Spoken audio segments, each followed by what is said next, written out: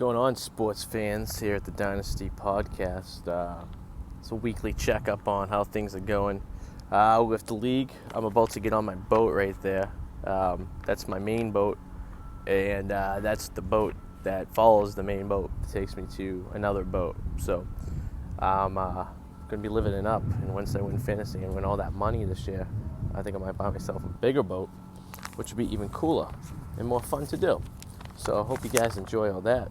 I did want to touch upon something. We haven't started the regular season yet, but there's been some drama, some controversy. Slightly after I dropped last week's podcast, we came across the commish, who were still actively trying to, get this barred little by little each day. He drops a big bomb, the downfall of each team, but for some reason, there's just 3 teams. So I feel like he has it out for particular teams, perhaps. He wrote, Chaz, 3 potential issues is Cup taking a step back, with Robinson and Cup taking value from each other. Ooh, some drama there. I think he's thinking they're going to be splitting some points. It's wild. Interesting take. Coach monitor Taylor's workload for the real NFL playoffs, and he comes close to his rookie stats. Probably. Is that always what happens, though? And Kamara, legal situation resolved during the season, could suspend him towards the end of the season. That could be a problem, too. So, I could see a potential downfall there, but not enough to worry about. I wouldn't worry. He also talks about Matt. Debo falling to live up to the hype from last year. He was number 3 wide receiver last year, but now was the wide receiver last year, but was that the outlier? I don't know what that means. I don't speak very good English. TD regression to Austin Ekeler. Okay, he had 20 touchdowns last year, which helped him to a number 2 running back in the season. Any mashup drop is gonna hurt. Okay, so maybe he'll get better. What happens if he gets 22 touchdowns next year? What are you gonna say about that? Then he's even better. Then he's the number 1 running back.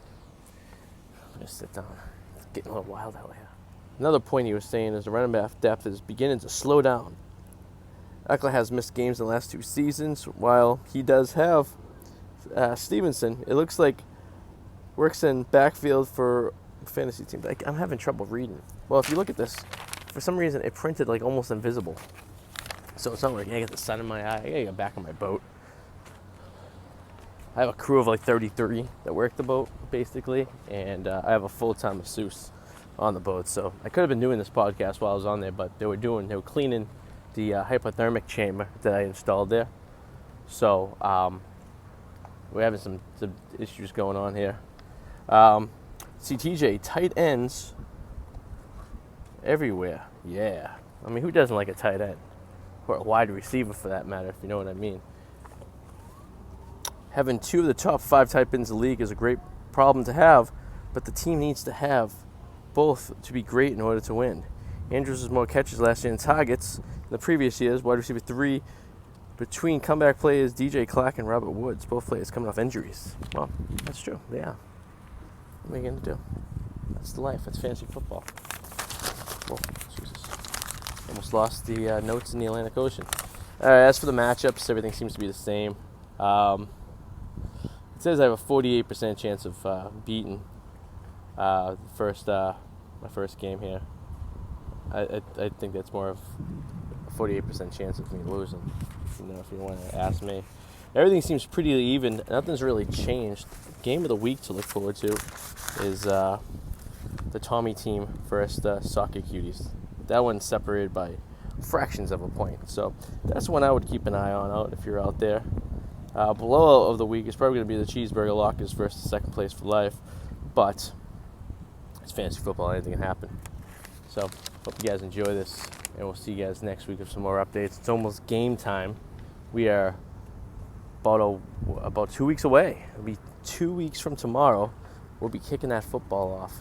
In a matter that's crazy. I just want to show you my old boat over there. You probably see the back. That used to be my boat. I sold that one to get this boat. I'm going to go on that boat and go in the hypothermic chamber and when I try not to freeze my feet like Antonio Brown. But I hope you guys enjoyed, and I'll see you on the flip side. Oh yeah.